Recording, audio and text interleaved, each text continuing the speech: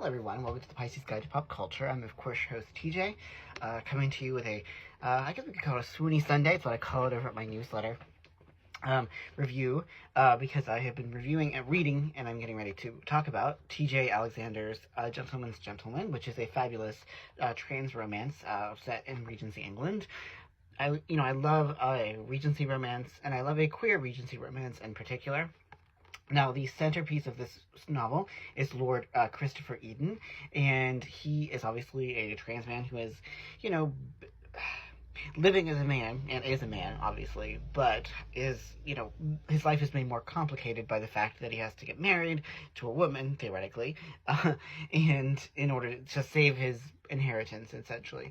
His life is really turned upside down when James Harding becomes his valet, obviously in order to enter, high society and engage with the ton, you need to have a valet, and of course, sparks fly, the two of them begin to really kind of, find a romantic connection. Now, there are going to be some spoilers in this review, just to give you an advance warning. It's kind of hard to talk about it without spoiling it, so if that is, if you haven't read it yet, then, you might want to just skip through the spoilery bits. But suffice it to say that, there's a real potent romance between these two characters. It's, the novel is very sweet. There is some spice, there is some eroticism, a sex scene at the end, but I really enjoyed this book, much in the same way that I enjoyed A Sure Thing, which is also a historical romance.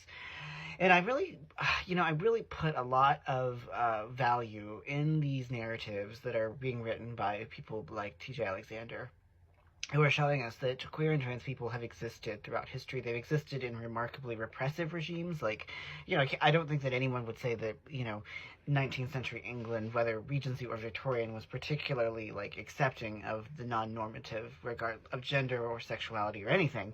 But as books like this one, as Tipping the Velvet from 2 decades ago demonstrated, queer people found a way of living and, finding happiness and joy and authenticity in their lives. And I think that is really worth celebrating. That's worth bringing to the fore. It's worth writing about into the vernacular of romance. These are all things that I think are very much in evidence. And it does certainly help that Lord Christopher is a very compelling character. He's a sweet, gentle soul who, is very close with his staff. He only has 2, the butler Plinkton and the cook. And as it turns, obviously neither of them seem to know the truth, although that's complicated, as the rest of the novel demonstrates, because as it turns out, when Christopher was young, he was raised as a girl, but he had a twin brother, and he adopted his brother's identity after the latter was killed in a shipwreck, or lost at sea when the boat they were on, basically was hit by a tremendous storm. Their parents had already died during a visit to Philadelphia, so this was really in the matter, despite the grief and the loss, this provided Christopher an opportunity to finally live the life that he wanted to lead.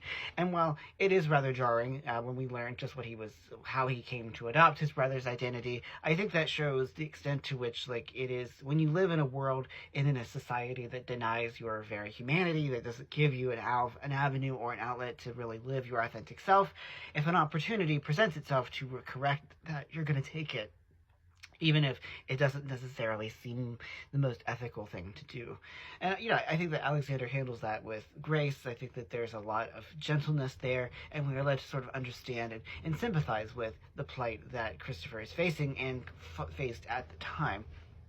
And like I said, there is a lot of, slow burn. It is a very slow burn between the two characters. I won't give too much away about James Harding, but I will say that it's, the twist is not, I think you could see it coming. I think it's pretty self-evident.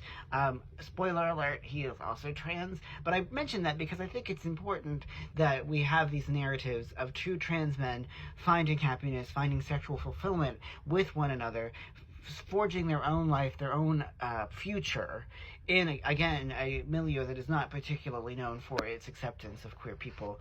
And I think that that's worth celebrating. I think that that's worth valorizing. And I give Alexander a lot of credit for being able to write about transness in a way that feels authentic, that doesn't feel voyeuristic, that doesn't feel exploitative.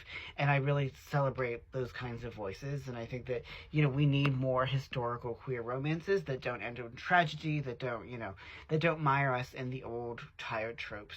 And luckily we have quite a few that have come out recently. I'm mulling over one, not in any near scope, but I am in the future thinking about one of those. So my voice is a little crackly today, sorry about that. So, there is a lot to love about A Gentleman's Gentleman. It's sweet, there's some sexy bits. It's just really an all-around great novel, and I can't recommend it highly enough. It definitely gets the Pisces Guide to Pop Culture seal of approval. It's been a while since I reviewed a romance novel here that wasn't my own, so it was fun to read this, and I love trans romances. They make me feel all the feels. And I loved this. I loved the characters. I loved the setting. I loved the slow burn. I loved everything about it. I love the side characters. It's fantastic. It's really a great read. So go out and read it. Support trans authors. It is so important that we give these voices the celebration and the valorization and the money that they need to continue writing these vital narratives. So anyway, that is all for today's installment of Pisces Guide to Pop Culture. Please do go out and check out and buy or check out from your library T.J. Alexander's A Gentleman's Gentleman. So, for the Pisces Guide to Pop Culture, I'm, of course, your host, TJ. Take care, y'all.